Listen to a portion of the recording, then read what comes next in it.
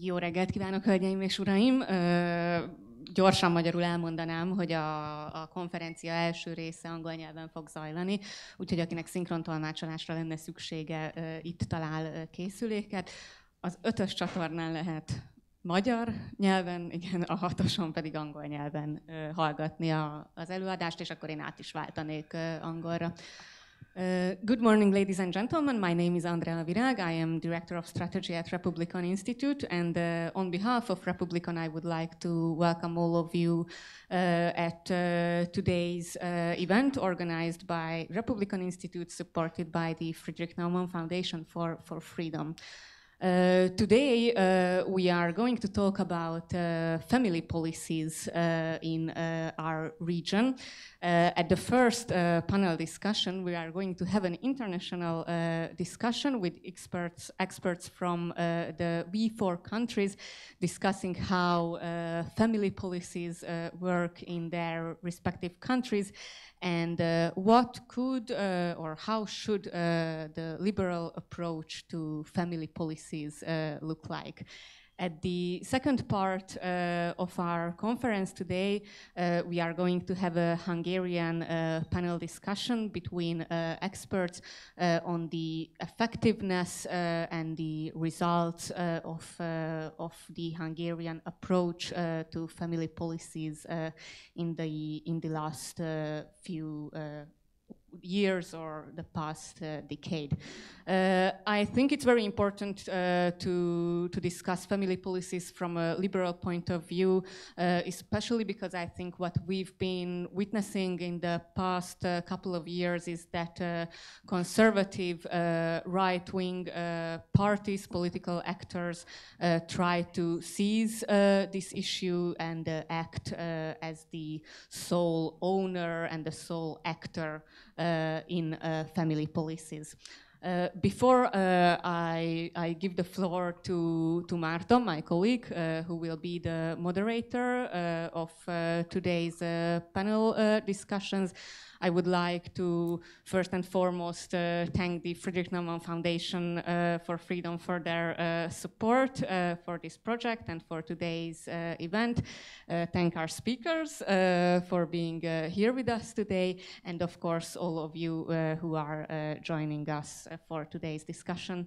So thank you very much again, and I wish you a very interesting discussion.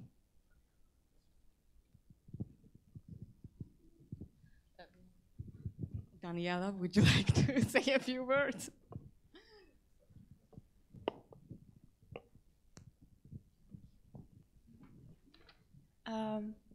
I would like to first thank you, Republikon Institute, for having a conference on the topic of family policy, which is often pushed aside because there are always some more important topics to talk about. And I'm Daniela from the Friedrich Naumann Foundation, and I'm responsible for projects in Hungary. So I'm really glad I can be here. I would like to say just a few words about family policy and its importance and what is actually important for democratic liberal view on the family policy. I often hear just that many politicians think that the magical solution for every problem is raising the birth rate. Our former Czech health minister once said that the best pension reform is to having more kids. And I'm not going to argue with that. I think it's true, actually, that if you have more younger generations, you have more people in working age, and of course you have more contributors to social and healthcare system. And also with population aging, there is a threat of lacking social workers and doctors and carers. So I'm not going to argue with that. My point is that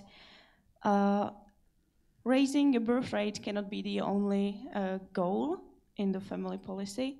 We also need to create an environment for them to live in a free environment with first free education, where they can develop their skills and where there are no restrictions on, for example, school books or topics which teachers can talk about and they cannot talk about. I also think that really important thing is free labor market,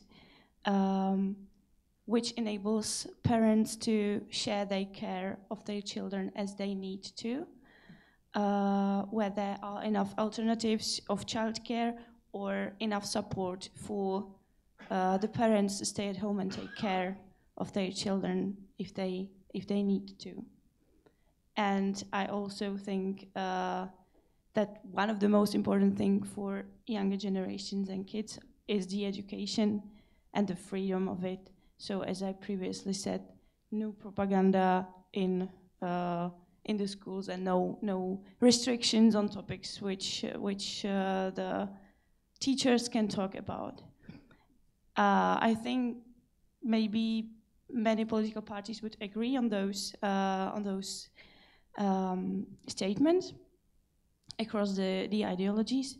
What is the difference between the democratic point of view and maybe the view of autocrats is that Democrats do not distinguish between worthy and unworthy families. They count with many types of families, be it childless families or families with 3 or more children, or rainbow families, patchwork families, and so on. So they do not distinguish and they do not call some families as enemies of the state. They just acknowledge the existence of many types of families. And I think the core issue is that Democrats should take into account this reality and to struggle for safe environment for the kids, where the kids can develop their skills and their gifts, and where they feel safe and they can face the challenges of life, be it personal life or work life or in the school. I would like to thank you for your attention, for having me, and I wish you a nice discussion with our great experts. Thank you.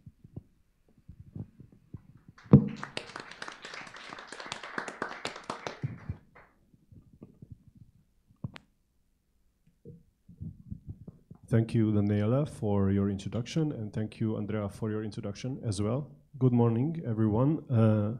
My name is Marton Schlanger from Republikon Institute. I'm a researcher there and here currently. Let me greet my panelist partners today from your left to your right. First, Radovan Durana, who is an analyst from INESS from Slovakia. Then Milosz Hodun, who is an expert from, well, that's not left to right, but Milosz Hodun from Nowoczesna, the Polish party, who is an expert there. Both of them were featured in the latest review, For Liberty review about family policy, so this is why they are here. Then Jana Paloncyová from, and this one is a bit longer, Head of Department of Family Policy at the Research Institute for Labor and Social Affairs from Czech Republic. Thank you for coming. And last but not least, Ivett Szalma, who is a senior research fellow from the Hungarian Academy of Sciences, and also the Center of Social Sciences, and also the head of research group on reproductive decisions. Thank you for coming. So to begin, I would like to ask you first about how is family policy like? What's the family policy environment in your countries? Maybe some of us don't know what tools there are, and also what are the goals of family policy in your respective countries? Thank you.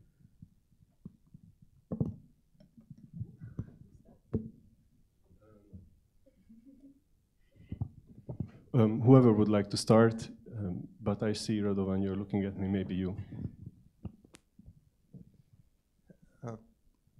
I will comment on Slovak family policy. I will make also some general conclusions and my perception of family policy. Basically, family survived when there were 1,200 people in the world, some 12,000 years ago. Families survived periods of plagues and no food, periods of many diseases. So the question is why the family policy became a specific interest of governments all around Europe when families always were doing very well. So one of the issues is that the governments are complicating lives of families. They're taking 50% of their income. Another thing is that families became a tool for promoting nationalism, because the core idea of 2.1 child, of sustainability of the nation, it's a goal of the government. It's not a goal of ours, because our goal is to utilize our and enjoy our life as much as possible. We are not here to secure the nation for next generations. That's not our basic role in this world. So the governments took over it, and especially in Slovakia in last 10 years, the family policy became the most important political topic and the most important topic of election campaigns. It is based on one hand on the conservatism of Slovak population and a huge share of Catholic religious people in the society, which have average age over 50, basically.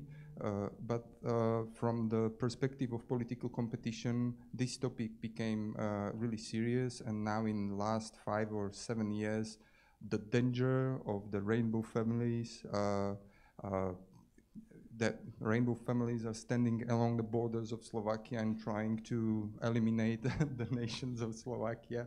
So I'm a bit sarcastic, but this is what is really happening. So we have a system of many allowances and many benefits provided to family. I'm not sure if I can mention it now, or I will have chance later, some of the details, but the basic message is that family policy has huge opportunity costs. This is economic terms, which means that if politicians and government are focused on family policy, they don't care about other social policies. And this is clear example in Slovakia, where people in need, who need basic social assistance, lack enough resources for their survival, whilst the middle-class family, who are the role model of the family in Slovakia, they are doing very well. They are doing better than they would be employed. The same is with the social services for people who need help or assistance. So this is crucial point and typical, I think, for maybe more other countries, that the popularity of topic allocates resources, and the resources to family policy are still growing in our country, whilst other sectors of people in need are struggling. Thank you. Jana, maybe you can continue. Thank you. So I would say that the situation in Czech Republic is quite different from the Slovak one. I have to say that we have a hot document because the Czech government approved the new family policy strategy last week. So we are happy about it because I would say it's quite a liberal one, because it was quite a long process to come to the end and to have this strategy, let's say, new one, but of course it's not the first one. We had the last one has been applicable since 2017, so there's a continuation process about it. And I am happy that we as researchers and also NGOs and communities were asked by the ministry to participate on the preparation of the strategy. So everyone could be involved, and there were really big discussions about several topics, but it's despite the fact that the minister is the member of the Christian party, it's quite liberal. You would be maybe surprised that you won't find an exact definition of family in this strategy. We don't know really what is focused on. It's not the marriage, but we accept that the family has plural form now. So we have unmarried cohabitation, we have families with stepfathers, stepmothers, stepchildren. So we have also the LGBT community, etc. So it focuses on the fact that family are people who are closely connected emotionally, financially, and they care of each other.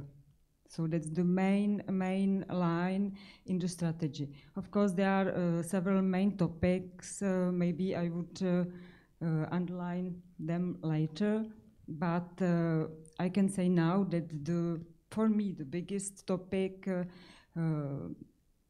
is the reconciliation of family and professional life. Thank you, Milosz. Thank you. Thank you for the question, and thank you for having me here. Again, it's a pleasure. I think in Poland, family policy is a slogan. It's a slogan for the ruling party that is going out right now, is leaving right now, right? It just got confirmed 100% of the votes in Polish elections, and there will be a change, most probably in December. We'll have to wait still a bit, but there will be a change. We have the majority. I mean, the opposition has the majority. So the family policy, if you look at Poland, it looks like it was invented in 2015, really. Before, there was not too much attention paid for family policy. And then I think the Law and Justice Party, PiS, they just decided, their campaign team, that this is the thing, that this is the new slogan, that this is the new word. And they're really good in slogans and campaigning, in wording. So family became this brand to basically that replaced from 2015 until now words like nation, words like society. Maybe society is not a good word for the right wing, but this just became the new word for nation. So they said, now we're protecting the family, meaning now we're protecting nation. So I just see it like that. So they just needed new branding for their policies, and they decided, probably with many focus groups and qualitative, quantitative research, that this is the new thing. And they decided to brand all their social policies or the benefits programs that they created as family policies. So it was all about protecting the family, meaning protecting the nation, protecting the family from LGBTQI, protecting the family from migrants coming to take our jobs, protecting from migrants coming from the south, protecting our lives, because this was the main topic of the campaign in recent weeks. So for me, family policy in Poland is only a slogan, and it was not a real policy. It was reduced basically to this rhetoric, sphere. And if it comes to actual policies, it was only about spending and benefits. It was not about investments. It was not about the future. And it was all about natality. So it was all about having new children. So it was monothematic, and the other important topics that we'll probably discuss later today were absent. So it was also this brand to justify all the social benefits that the Law and Justice was giving to their electorate or potential electorate. So we've never had in the Polish history since 1989 the word family or family policies repeated so many times in public spheres, in official governmental government. Never a minister of family policies had such a strong position in the government, but really for the families and for the future, it means nothing. It was just a mechanism, it was just a tool to transfer money to the electorate and potential electorate of the Law and Justice Party. So really big words, but not much happened there. Thank you. Ivett? Actually, as I listen to the Slovakian and the Polish context, it's very, very similar in Hungary, as we can experience it. So, and I would add that actually I don't think the Hungarian government conduct family policy. I would describe it, they conduct population policy, because family policies can have many goals. For example, the gender equality or reduction of the child poverty, or helping women to enter labor market. So there are many goals of the family policies, but the Hungarian government only focus on the pronatalist goals. So the only aim for the Hungarian family policy is to increase the population size, and as Radan described, and Milosz, to maintain the nation, because otherwise the Hungarian nation is going to die. And they actually choose the financial tools to obtain their goals, and actually I don't think they succeed, but maybe we are going to speak about it later. And the other very important thing, what I think Milosz mentioned, is the immigration. So actually, even if we think about, we accept the population policy is the new family policy. So, okay, we accept population policy. Actually, they just use one dimension of the population policy. So to maintain the population size, there are at least 3 factors. So one is the fertility rate, what they focus on, but there are other factors, and they totally forget it, which is the migration, and also the mortality rate. So the mortality rate is very, very high in Hungary, and the immigrants, they are our enemies, and they really make contracts between support Hungarian families instead of allow immigrants to live in Hungary. Thank you, everyone. Next up, I wanted to ask you, what is the legal context of family in your country? What is a family in your country? What counts as a family and what doesn't count as a family in terms of legal, political narrative, and so on? I don't know, maybe we can do the same round this time also. Family is family. What is this question about? It's only man and woman. We have a law defining it, and we have no legislation that would allow for even registered partnerships. So all these typical troubles of heritage, of seeing others' medical records and taking care of kids, all these problems are well known in Slovakia, and there is no willingness or little willingness to change it, despite the fact we had a chance for 3 years with the new government that could do it, but unfortunately some of them were sort of with some psychopathic features would not allow for that. We had recently election campaign, and the parties who are going to construct new coalition clearly let us know that the family will remain family. So I appreciate the Czech attitude, which defines family as a household or group of people who are taking care of each other, because that's the only possible and logical definition, but not at all in our legal system. So one of the biggest issues is if there is a same-sex couple, and the mother of the child dies, then the other partner has no rights, cannot take care of the child. The other issue is the couples, same-sex, who marry outside and come to Slovakia. They have serious difficulties.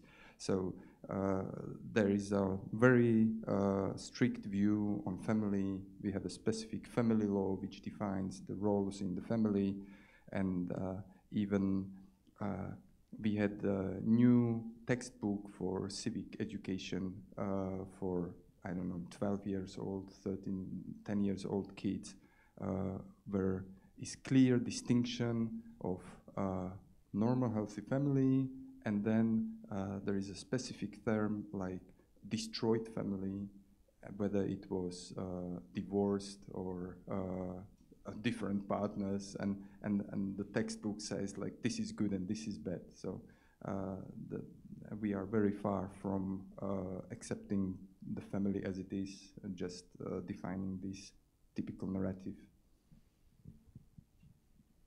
Thank you. Jana? So as I said, we accept all the forms of families. It's also the case concerning the social benefits. We follow the concept of households. So we consider together the people living in the same flat, same house, and sharing their incomes and expenses. But I have to admit that homoparental families have still some problems, because there's this duality of biological parents and social parents. That means that, for instance, the same-sex couple cannot become both of them the foster parents, only the one of the couple. So the other one still have less rights concerning the relationships with the children. But we are working on it, and I hope that, that it's quite a big issue in the Czech Republic. Our institute also made a research on that, and we focused really on the equality also for these type of families, even there are not so many, we can say it. But concerning the family, it's not only the couple with children, but our problem is also the instability of families. So according to our statistics, we see that about half of marriages ends by divorce. So that also that's also a big number, and we have to solve their problems, especially the economic situation, because it's mainly mothers who became, after the divorce, the main caregivers, and have some economic problems, because in the Czech Republic, maybe it's the same in the other countries, women's salaries are lower than the men's ones. So after the divorce, they have to deal with the new situation with one income, and it's even worse when the father doesn't pay the alimony. So it's really a big issue in the Czech Republic, and the Ministry for Labor is now negotiating some new processes with the Ministry of Justice, because it's connected, these two fields. So, thank you.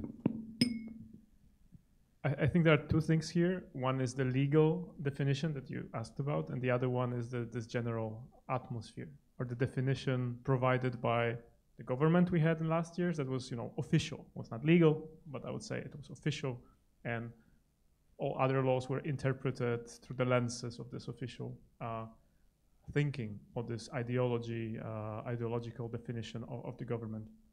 So the legal definition, and this is actually set in the Constitution, that the family, the Constitution protects the family, marriage as the union of a man and a woman, one man, one woman, and so this is the basic the definition. We have that. is there any laws as regard rainbow families, LGBTQI families? Not at all. Poland for 3 years in a row was the last one in the ILGA Europe Rainbow Europe Index, which is then an index that ranks countries according to the legislation they have to protect rainbow families and LGBTQI rights in general. So basically the laws on paper, not the general situation, how it is, but how it looks on the paper. And we were the last in the European Union. In Europe, I think there's only Russia and Azerbaijan that are worse than Poland, so hooray. And so there is absolutely no marriage equality, there is no civil unions, there is no protection of children living in rainbow families, and so on and so forth. So this is the legal situation we have. And there is this ideological lenses, or the definition by the government. And this one is even stricter, because according to Law and Justice, according to Jarosław Kaczyński, we have the real families, which is, a man, a woman with children, and this is the real family. So this excludes non-traditional families, so however you want to call that. So this excludes, this also implies definition of a woman. So according to the Law and Justice family policies, a woman is, fully a woman only if you think about a woman with the procreation, with the procreative and fertility. If you don't want to have children being a woman, according to the government, you are not fully a woman, because you are not, you are not fulfilling your basic tasks. This is how the government is saying, right? Maybe you heard last year Jarosław Kaczyński said that we have all these great family policies, but they are not working. Why? Because so many women are drinking alcohol when they are young, so they don't want to have children, and they are 25 and they still don't have children. So this is what the leader of the country basically is saying. He's giving his definition of a woman, or a full woman, or a valuable woman, and this is absolutely a disaster. But this has also implementations in regulations. So most of the programs they created were designed for these traditional families. So other forms of families were excluded, sometimes fully, sometimes partially, but they were excluded. So as Jana said, also, like, we have families with single, how we call it now, independent parents. So 98% of them are women, and in some of the legislations they're excluded, and even more if there's a single father. This is even more. This is not seen in the biggest tax reform they introduced 2 years ago. Basically, they omitted single parents and took away their tax reductions. A government that is saying that they are pro-family, and that they are absolutely not supporting different types of family. They are supporting fully only the type of family that they want. And of course, this has also huge ideological implementation if it comes to labor market, because a family, a mother, again, the role of a woman, a mother should stay at home, right? This is the perfect family according to the government. So it's not only a man, woman with children. It's a man who works, woman who stays home, and children. So many of the programs they designed or they implemented were created in a way to keep women home. So if you want to get benefits, you should not really work. So this is the mentality. But also there's another way. So sometimes they don't say it. They don't say it. Okay, this is only for women who don't work. But they don't create any incentives for women to come back to the labor market. Contrarily, right? They create incentives for women to stay at home with children. So this is the big issue. So legally it's problematic, and also because it's in the Constitution, maybe because the questions were legal, because the Constitution says one man, one woman. Many right-wing politicians say we cannot introduce marriage equality and definitely no civil unions because the Constitution protects it. Last year, or 2 years ago, I'm sorry, last year or 2 years ago, we had a ruling of the highest administrative court that says this is not true. The Constitution says that, but if the lawgiver, if the parliament wants to regulate non-traditional marriages, so civil unions or marriage for same-sex couples, this will be allowed and legal. They should do it. They should not say this is unconstitutional. So I think we'll see some changes in the upcoming year. Definitely we'll see the change in the perception of what family is, because we can hear it already from the leaders of the three parties that will form a government. They see the family as something totally different than the Law and Justice see. So I think the legal changes will take a bit longer, because still for next 18 months, Andrzej Duda, so the Law and Justice former member, will be the president. But I think we'll also see changes in the legal definitions of family, and I'm absolutely sure that we will advance in this rainbow platform indexes like that, because I think this is the general agreement of the three parties that will form a future government. Thank you. Yes, again, I can recognize very similar patterns with Slovakia and Poland in the Hungarian context. Actually, in 2011,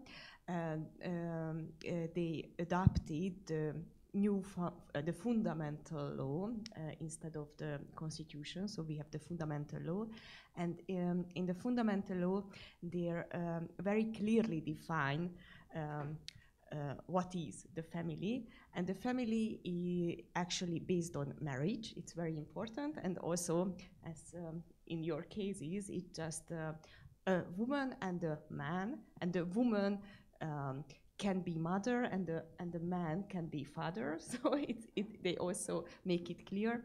So it was absolutely clear that same-sex couples are excluded from the family, because of course this fundamental law define the families, and also the cohabiting couples cannot be considered family, even if they have children. If they raise children, they cannot be considered as a family in Hungary. However, there is one not clear point. It's a debate whether the single parents with a child or children can be considered a family or not, because in the fundamental law it's not clear. There is a comma, and you can understand it as they also formulate a family, the parent-child relation, but you can also understand it that way. So the marry within the marriage, the parent-child. So they just leave it open whether single parents are considered family or not. If we look at the social benefits, actually in Hungary there is a tradition that the state support the single families. So it used to be in the communist regime also, and there is some symbolic support for single families. For example, the family allowance, which is really low. It's for one child, it's 12,000 forints. I cannot calculate it in euro, but it's how much? 50? 30? Thank you, 30 euro. Yes, and the single parents get 3 euros more per month. So this is the recognition that they need more financial support. And but the new financial support what the government provide to the families, actually single parents are not excluded, so they can get the tax reduction and also this housing support, but actually because they are based on the earnings. Of course, a single parent earn usually lower than the two couples families, so they cannot have access the full support of the single parents. And there is another symbolic support. The government established one parent centers. I think there is one parent center near to here somewhere. But it's absolutely for those who are in good financial situation, because if you check their website, so they give support for the middle and upper middle class single parents and not for those who really need this. For example, they provide Pilates classes for single parents and this kind of services are available.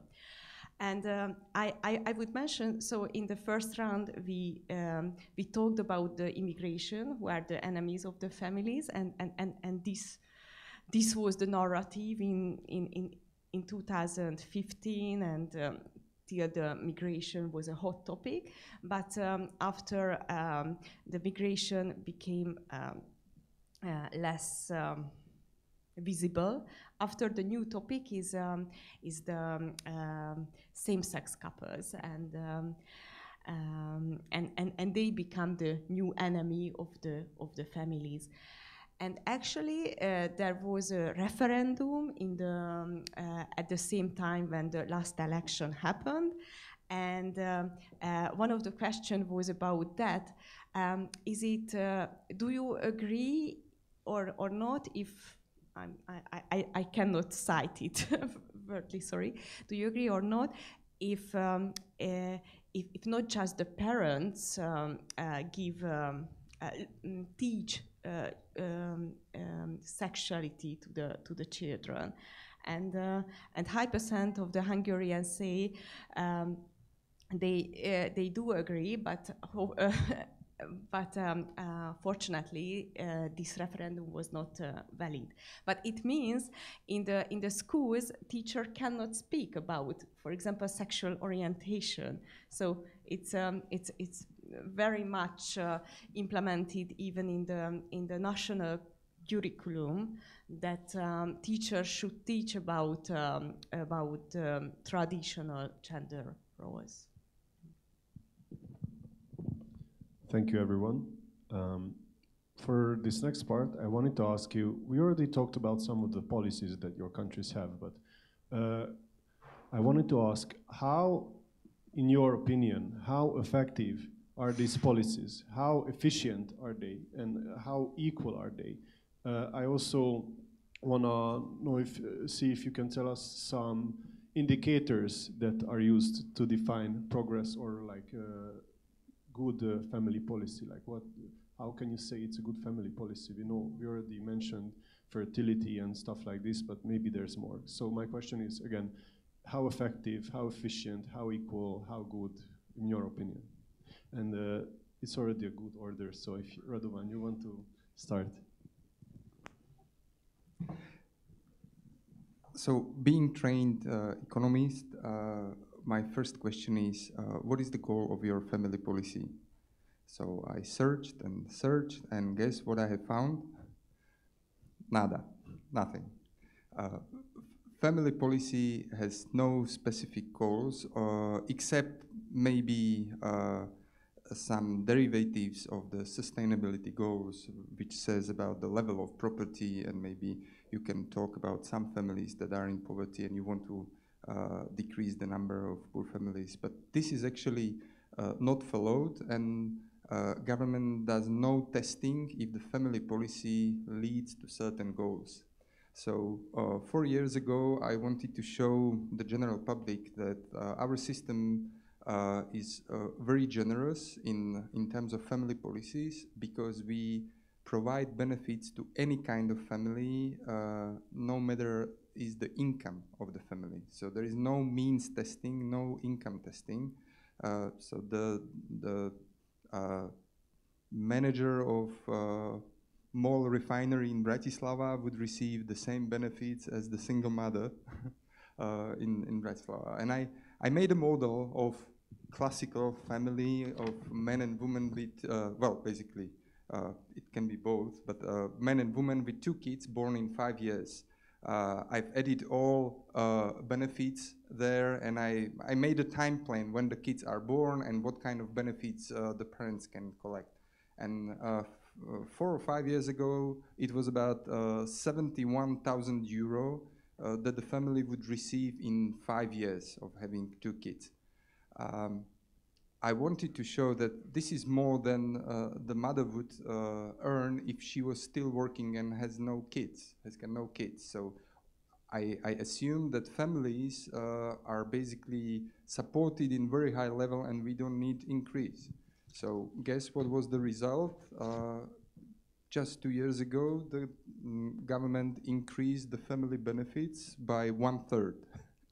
So now this family received 91,000 euro in 5 years, right? 91,000 euro. Probably you can imagine it's almost 20,000 euro a year. It's a huge amount of money without measuring any efficiency.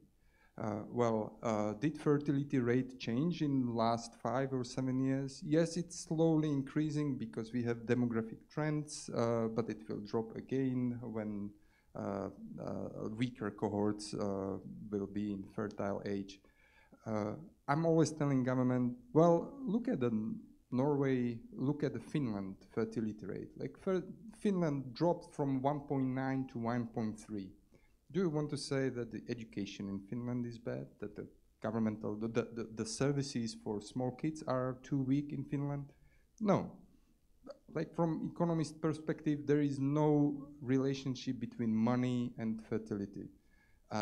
This is something any politician hates to admit, hates to hear that. I'm trying to remind them all the time.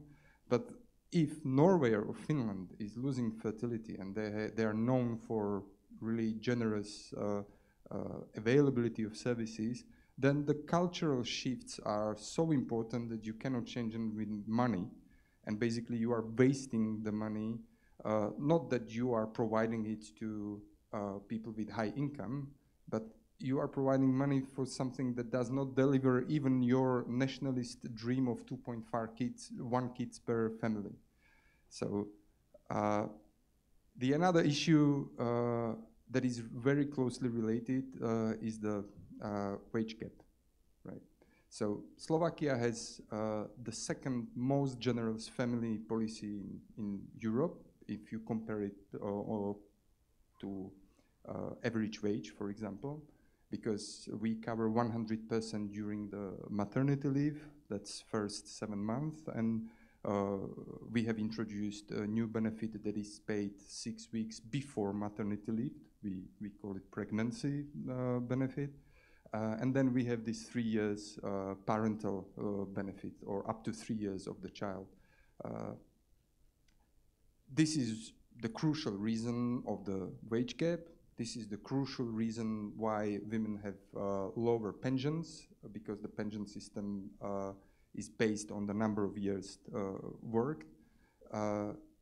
And nobody is willing to start the discussion like this is not normal in the terms of, if you compare it with the real world outside of the borders, the average would be between 6 months and 1 year in the whole world. Just this Central European, I think it's a Central European feature.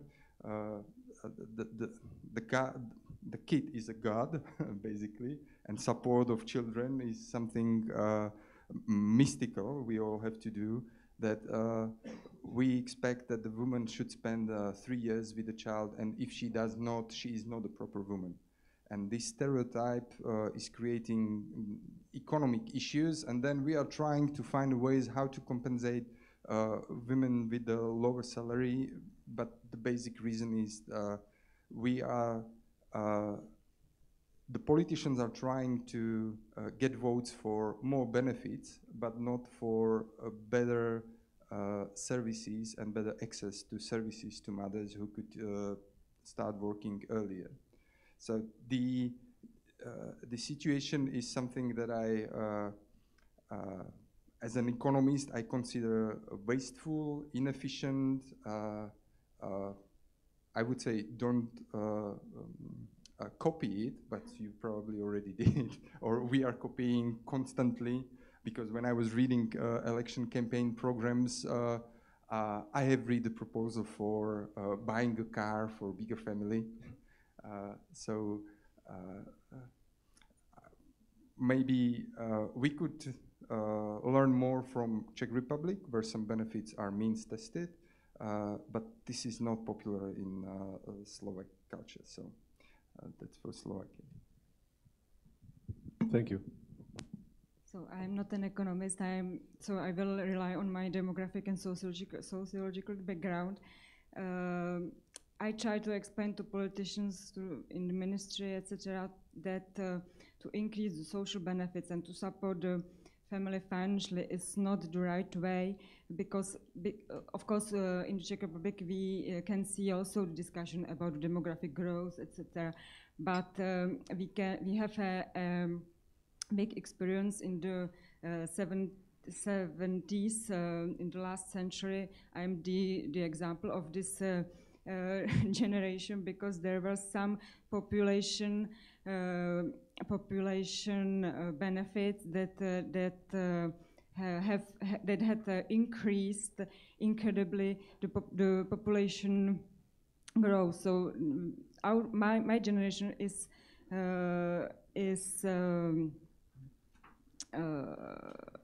oversized. Thank you. And even now it causes huge problems, because we have children, and now these generations are also oversized. So it replicates during a century, I would say. So, and it's very this problem lasts a very short time, relatively, for 10 years. So we have now to have more kindergartens. We have now, after 6 years, we have to think about the primary schools, etc. And the state is not prepared for it. So I try to explain that such incentives for a short time is not the right way. But we focus now really on the freedom of parental choice.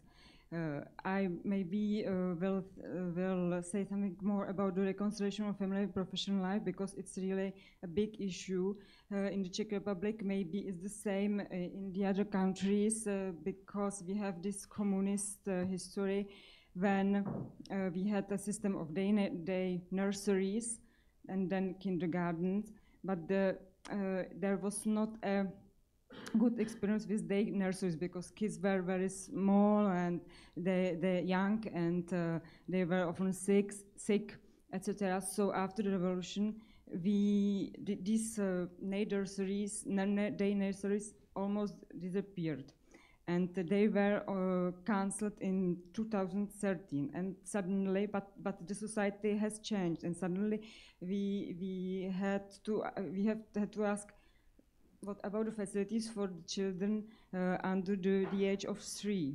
Because according to our research, we can see that the parents now, they have the possibility to stay until the 3rd birthday of child at home and to take care of him or she, but they don't want to. We can see that in public opinion, the preference is still very strong to stay at home with the child until the 2nd birthday. But after that, we can see that a half of the parents want to participate, to return to the labor market. But what about the children? So we had to offer some new facilities and of good quality, and with financial support. So in 2014, the government established a new type of service. It's called Children's Group, and it accepts children from 6 months till the start of compulsory education, so at 6 to 6 or 7 years of age. So now I can see that it's really supported by the state. There are some discussion about the parameters of these facilities, but it's not enough, because when we look in France or Austria, Germany, the choice is much more, let's say, careful. There are more types of facilities, so parents can really choose between individual care or collective facilities and so on. So we tried in the Czech Republic to discuss to support other types. So nowadays there's the ministry has prepared a concept of a new type of service. It's called the neighborhood children groups, and it copies the concept of Tagesmutter in Austria, in Germany, in France. So it's more individual care for young children. The concept is that one woman or caregiver takes care of maximum 4 children in the household. So we are at the beginning of this project, but I hope and I support these incentives because it's really necessary for the development of the children. According to some research, we can see that children from social excluded environments profit extremely from participation in the facilities. So it's also another point of view why to support these incentives. So you asked about the efficiency. It's the Czech Republic has a problem about the data collection. It's sometimes politics are not evidence-based, but we are working on it. But in that field, we can see how the participation rate of women on the labor market changes, or how many children are involved in childcare services. So that's mainly the principal indicators in that field. So concerning the social benefits, as it was mentioned in the Czech Republic, most of them are means tested. Of course, the financial situation of families worries the government. And now I think that we are going to reform the system of the social benefits, but I don't know how. My colleagues are working on it, but it's a secret, for instance, because we know that some of them has to be reformed because it's not working very good. But yeah, but I don't think that there will be a special social benefits dedicated to the single families. Is the case now, as it is means tested. So single mothers are more often beneficiaries of social benefits than the couples. We have only one social benefit that is special for this type of families, and it's that the benefit that replaces the missing alimony from the father. So, but it's time limited. Single mother can get this payment only for 24 months. So that's the question: what will be after this this period? But it's a discussion. So. Yeah. Thank you. I just wanted to ask you quickly, because both Jana and Radovan mentioned means-tested policies, which is very good. I just wanted to ask one of you, maybe you can tell the audience, maybe somebody doesn't know what means-tested is versus non-means-tested policy when you give benefits to somebody. So basically, you have to show that your income is below specific level, and then you have the right to receive the benefit. If you have too high income, you will not receive the benefit. Sometimes the means testing can be more complicated, that you show that the share of certain expenditures on your total income is too high, and you can receive benefits. But basically in family policy, we are talking about threshold of monthly income of the household, and if you exceed it, you are not eligible for the benefits. Excellent, thank you. Milosz? Yeah, Jana said again something interesting. I mean, always something interesting. But like what I just want to get hooked on is that you said that not always the policy is based on evidence. I think I think never. I mean, if we look at Polish family policies, they never look at data unless it's like, you know, so it's the opinion polling if they want to see if like what people want now, and I think this is very populist. The populists, this is the only thing they know how to do, is to give social benefits or benefits, easy money now, cash, and they are not willing and they are not able to design long-term solutions, change the system, think about future generations. This is not what they are interested in, and this is something that they cannot do. And we can see it clearly in Poland. Again, I would like to stress what I said before, that everything they are doing is basically to make their own electorate or potential electorate happy. So every money that is given is well calculated of who will get it, so that their own supporters will get the money and will be happy before the elections. And if it comes to measuring the success, so according to the government in Poland, the main goal, or the only goal of their gigantic social policy or family policy programs, with the Family 500 Plus being the flagship, maybe just like a little explanation. Law and Justice introduced the Family 500 Plus program in 2015. This was their flagship program in the campaign. Many people comment that this was one of the reasons why they won the elections. Because in 2015 they said every family will get monthly 500 Polish zlotys per child. So it's around 120 euros. From January 1st, 2024, it will be 800 plus, so because of inflation.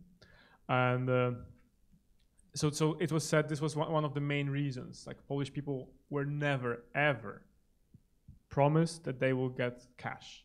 All governments before, when they were promising, they were saying tax reductions, you know, we'll build more kindergartens or schools. But PiS said, we'll give you cash every month. And they did, and they delivered. So it was also a shocker for many Polish people that they promised cash, they gave cash. So we see this 500 coming every month for a child. So it has, of course, huge consequences for the labor market, because many women left the labor market and never came back, especially those with family, those who have more than 2 or 3 children. But still, all these programs, so we have 500 plus, just explained. We have toddler plus. You can imagine if you have a toddler, you get extra money. You have the backpack plus, so it's something that you get every September to prepare your kids to go to school, and so on and so forth. And everybody is entitled, so it's not that that there's no income threshold, nothing like that. It's just everybody is entitled. And they all say this is all pro-natalist policies. We are doing it all so that Polish women have more children. So sorry for interrupting you, but because of you, a year ago we had a program 200 euro per child. So thanks for exporting great ideas. Yes, and it's unfortunately, Polish government is an inspiration not only for Slovakia, but also if you look at the Baltic states, they're also thinking or implementing this type of policies because it's very popular among the big chunks of the electorate. Actually, but there is some advantages because everybody can get it. So there is not transfer only for better off. So it can help in child poverty. So it has some positive. And this is a very good comment. And I was because in Hungary it's not exist just for the perverse redistribution we have. So only just for the better offs. So, but this is a very good comment. So they were saying this is a pro-natalist measure. Like, we're doing it so that there is more Polish people, because according to Statistics Poland, the official office, right now we're around 38 million, but at the end of the century we can be around 30 million. So they are saying, we have to. This is a pro-natalist measure. We see that right now, 8 years after this program exists, we have less and less children are being born every year. So last year, for the first time, we had less than 300,000 children born in Poland, which is the lowest level after the Second World War. So this is really going down like this. And so the main reason, because the government is not saying anything, or was not saying when they were introducing this program, they're not saying this is a social benefit program, this is a social program to fight the poverty. They were saying this is a pro-natalist family policy. And they fail miserably, like this is not working at all. And Ivett is really right, because even like, from my perspective, or from the Polish Academy of Sciences perspective, or many other experts' perspective, yes, this anti-poverty effect, we can see it. So extreme poverty in Poland among children was basically right now does not exist. So this is something that even I think the UN is like praising Poland, saying, okay, you basically eliminated extreme poverty and poverty like among children. That and this is really an example. But the thing is that this was not the reason to introduce the program, and it's super expensive if you think about it. I mean, we could reach the same goal with a different type of program, reducing poverty among children, with much lower, much lower cost for the state budget. Because right now everybody is entitled to it. So as it was said, also really well-off parents, they take this money. So yeah, it's not working at all as a pro-natalist policy, because and if you ask, there is of course a lot of data. If you ask, especially Polish women, like, why don't you have more children? You get this 120 euros a month, right? Isn't it enough? So of course it's not enough. The costs of living are higher and higher. We have inflation, right? High rate of inflation, Poland and Hungary, always together, with the higher levels of inflation too. But also, and especially we had extremely high inflation in two categories very important for families and families with young children: education and healthcare. Basically, education and healthcare, they are de facto privatized in terms that, of course, public system exists, but more and more people go to the private sector, and it costs. And so now, every time when, let's say the family asks, like, why do I have to pay for the dentist for my child? Because, the lines are so long. Always the government answers, but you receive 500 plus every month. So this was like, they now hide behind this 500 plus program all the time. So when we are showing that something has not been done, or something is missing, or big systematic changes are necessary, they're saying, we give you cash. So many people are happy with this cash, but many others see, okay, we received this 500, but actually to keep the good level of education for my children and a decent level of healthcare for my children, I have to pay double or triple of that every month. So yeah, this program is not working, and I'm absolutely sure that it will be changed. It will not, this is very important, I think, also talking politics. In the Polish context, it was very important in the last campaign that all the parties in the opposition also said, we will not eliminate this program.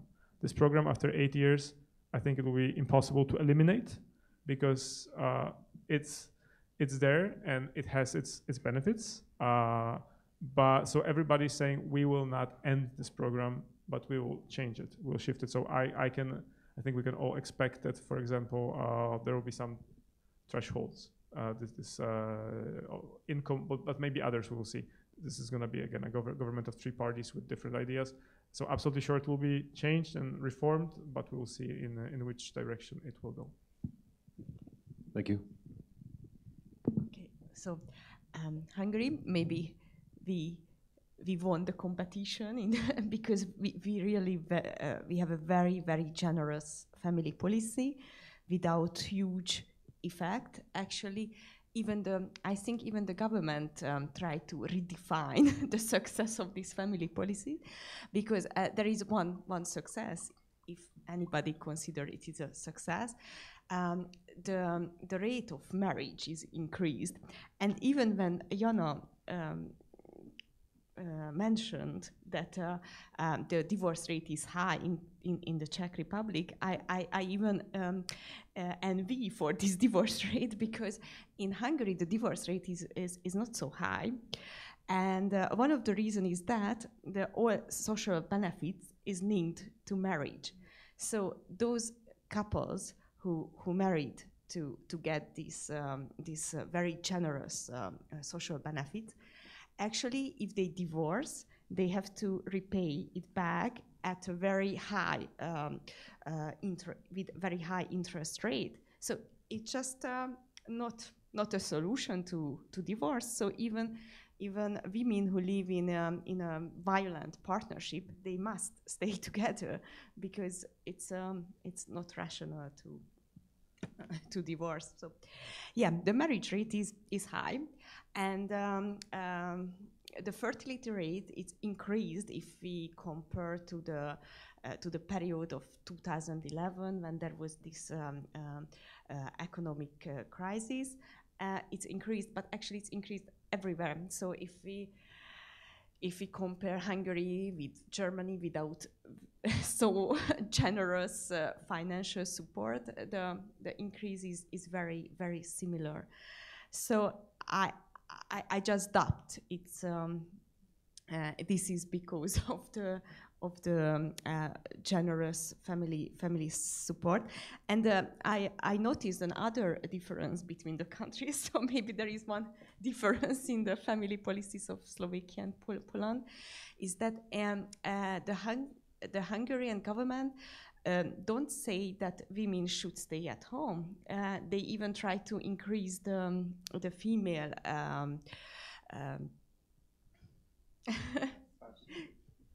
participation in the labor market. They introduced the parental leave extra. It means you can get the parental leave, which is 70% of your salary, and you can go back to work and you also get your salary, and even you can apply for the creche, so it's also supported. So it's from financial point, it's very rational to go back to work for women, but they don't do it. This is because of the attitudes change very slowly. So the Hungarian attitudes is that mothers should stay at home with their children until the child reach the age of 3. So actually, even with this very generous financial support, women, mothers stay at home. And but actually, women is also as a reserved labor force. So when there is lack of labor, they try to incent them to go back to enter the labor market. But when there is a high unemployment level or whatever, they always try to force back women from the labor market. For example, during the COVID period, they just how do you say? They give extra months for mothers to stay at home with their children to not enter the labor market. Yes, so the marriage rate increased, but I doubt the fertility rate is increased because of this generous family support. And as Milosz mentioned, in Hungary, the health system and the education system is not in a good in a good shape, I would say it. And when I make research and I conduct interviews, it's more and more times women mention that this is a part of their decision, that they don't dare to have more children or have children at all because of this macro level institutions are not working very well. And it's also the question how to improve the family policies, or it's That's a spoiler alert. It's going to be my very last question coming up right now. Yes, so I think we have time for one more question, and I wanted to ask you this one. So we talked about family policies, but what should we do? What should it be? Either what should we measure in family policy? What should be our goal, or what is a tool or a policy that we should introduce, that we should use? I think we still have time for this one. And I wanted to change up the order anyway, so it's perfect if you start. Thank you. It's a good question. I just participated in a discussion about what is the good family policies, and I totally agree with this result of the discussion. I think the most important thing is do not have this coercive family policy what we have. So it seems it's not working. At least it's not working in Hungary. And the government shouldn't want to have children what women do not want to have. So I think it's a very important principle. And the other things, the father should be involved in this decision making. For example, it's the total fertility rate of men. It's very rarely measured, only in some countries. I think it can be a step to think about fathers as well. And the other important thing is we should forget this 2.1 replacement level, because I think the goal should be that to avoid free fall. Because in some countries in Asia, for example, South Korea, the total fertility rate is under the one. For example, it's 0.76, if I remember well, which is very, very low. And I think this is the future. So I think not the 2.1, it's just a dream, and do not focus only on the fertility rate, but consider a complex package of the population. So as I mentioned at the beginning, it's important to increase the health system, to improve people's health, and improve the mortality rate, and also create a good condition that young people would like to stay at home and accept immigration is part of our lives. And particularly in Hungary, I think it would help to improve the healthcare system and the education system. Thank you. Jana, would you like to continue?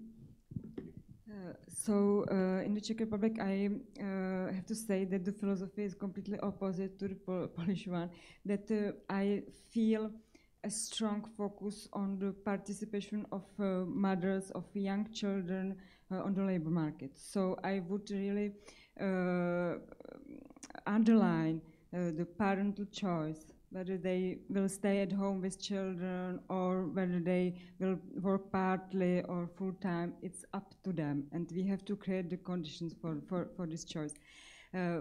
According to the public opinion, families and in general Czech people would prefer strong services to social benefits. So I think that we are going well, because we really put big focus on services, but not only for children, but for instance, last week we had a big conference about informal caregivers. I mean that all these people who take care of disabled person, elderly, etc., who can stay at home, but they need help and support of relatives.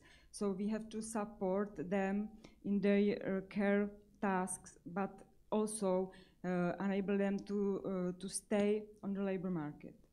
So all this package of services involving also we call it services of primary prevention. That means that can support families in their function, in education of children, parental skills, because really we can see that the instability of family is the consequence that we are not good partners.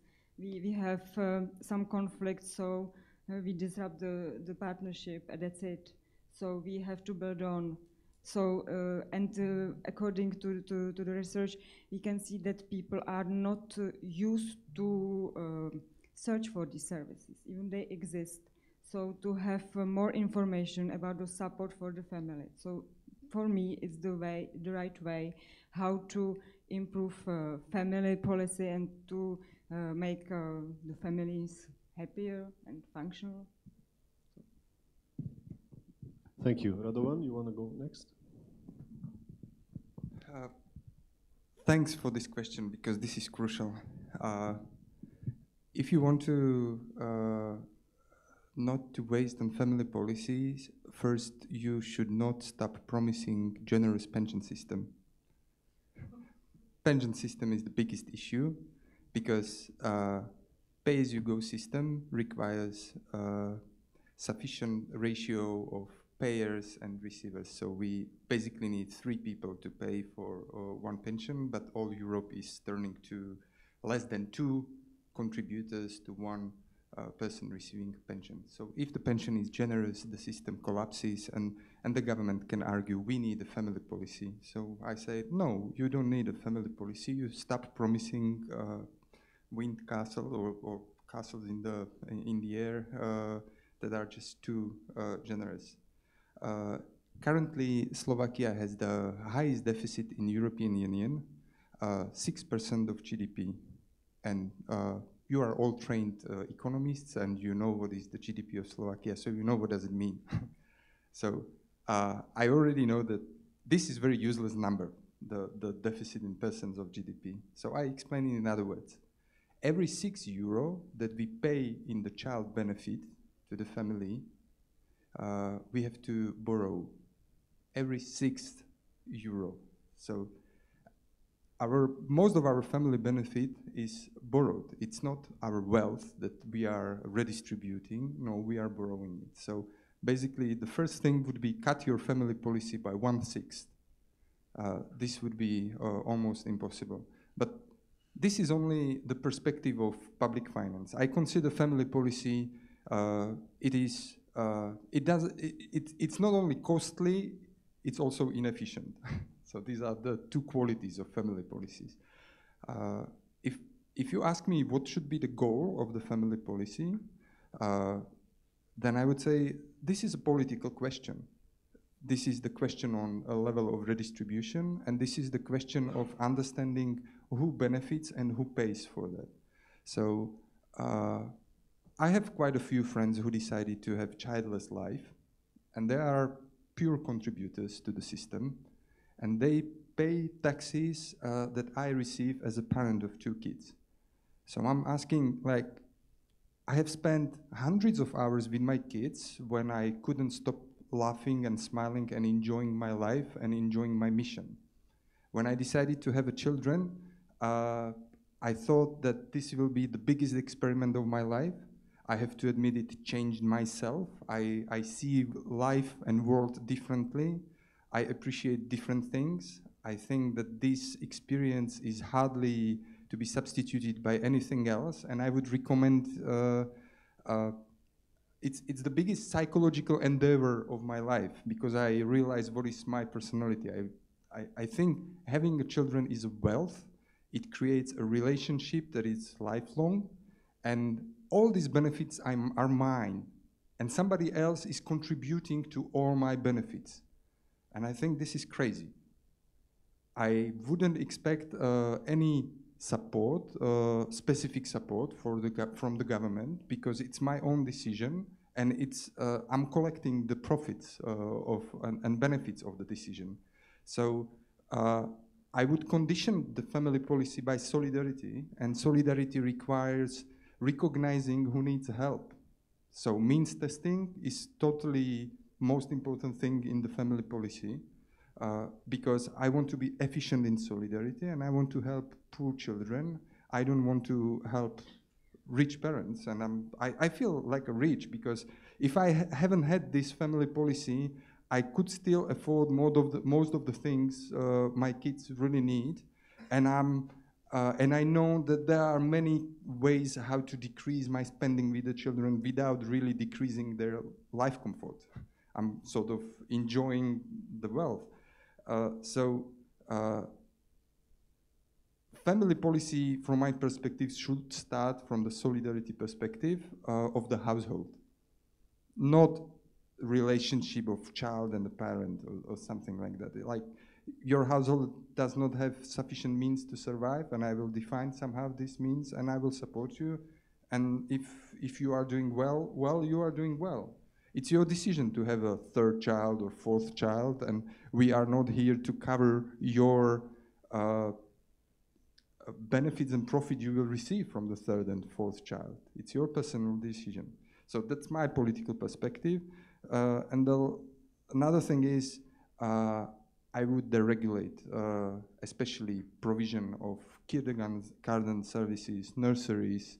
I'm a very big fan of the idea of the neighborhood groups or any kind of employers groups easing the costs of the provision of the services. This is something very important, and you probably all know the stories, like what should be the distance between the sinks in the kindergarten. Everything is regulated, and how many square meters of green lawn has to be per child in the kindergarten. You probably have the same. This should be deregulated.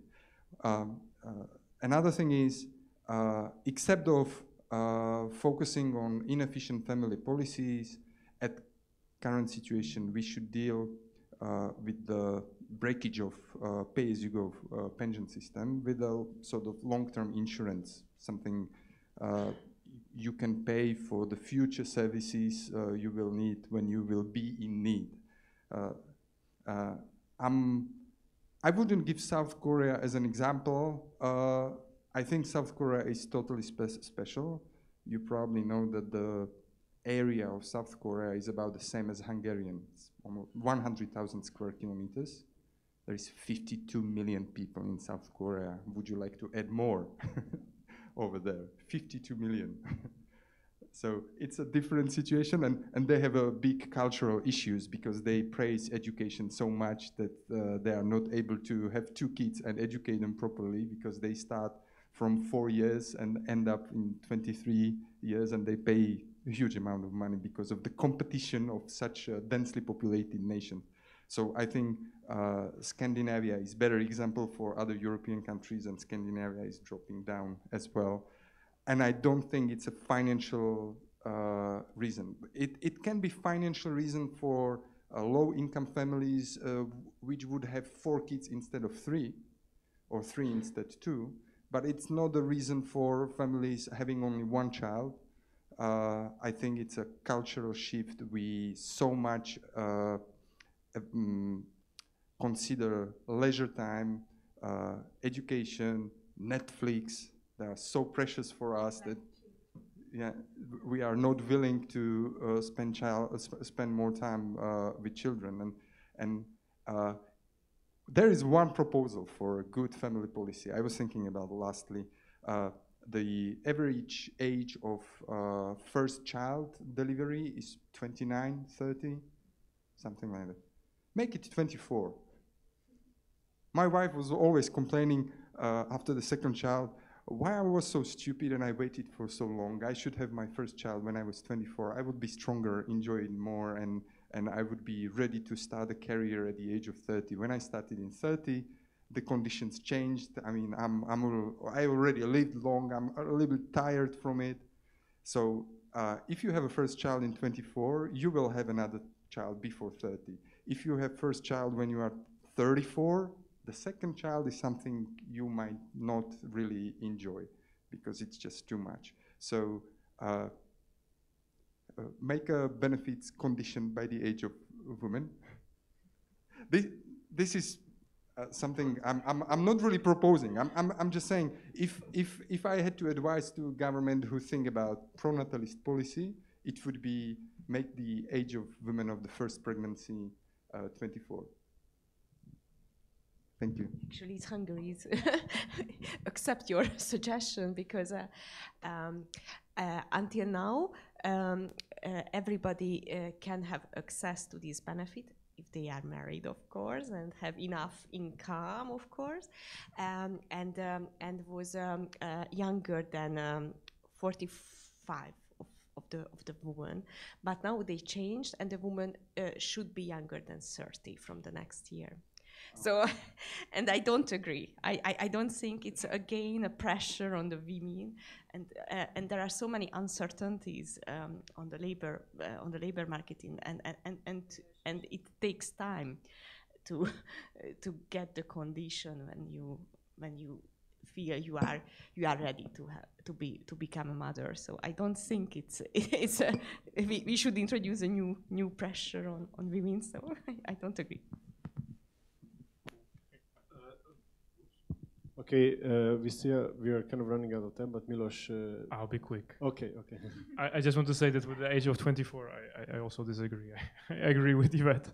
And quickly, I think, family policy should not be ideological, should be based on data, should be part of the long-term strategy of the state, of the society. It should be definitely connected to the labor market, so it's not only about pro-natalist, but should be connected with the labor market and many other aspects. And if we agree that part of it, and it should be, is the pro-natalist aspect, it must be looked together with migration. And this is something in Poland we'll have a big issue and I believe big discussion about, because after 8 years of saying that migration is the most terrible thing that might happen to a country, we will have to reconsider. And also a little comment is that probably you heard that the government in Poland that was saying that migration is the most terrible, they were at the same time selling visas, and Poland became the biggest entry to non-EU citizens in the European Union. We gave most first commerce permits of all the European Union states in the last, I think, 5 years. So this is just a little comment. Family policy, I believe, must catch up with the societal changes. So we cannot think and include only the traditional families. We have many types of families, and good family policy should include that we have single parents, we have LGBTQI people, we have transporter families, and so there are many types of families, and it's the obligation of the government also to include them because they are families. And also, if you look at, so in Poland, again, if you look at data and if you see what people consider as family, it's totally different than what government considers as family. People are very open. And even if people are against some of the those people in Poland who are against marriage equality, they would say, yes, 2 mothers or 2 fathers with a child is a family. Or like 2 women and 2 men with a child is a family, even though I don't think they should have full rights. But I think there's a big room for discussion and for change in the future.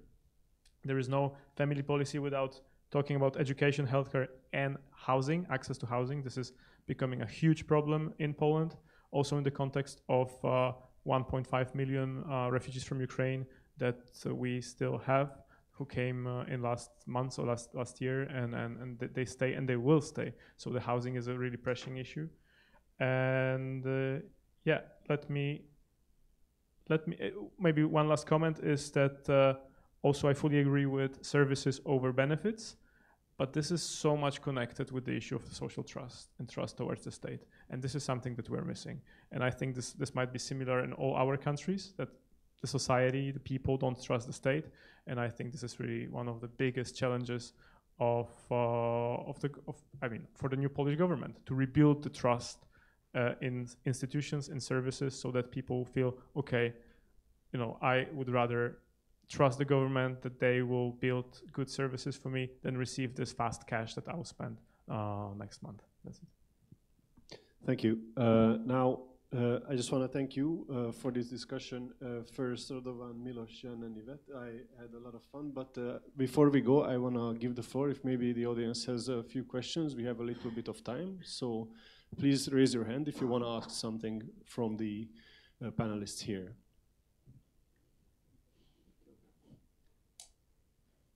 It's not a requirement, but you can. Okay, if we have no questions, and thank you very much for listening. I have to say that we will have, we want to invite you for like a bit of a sandwich lunch after the second panel.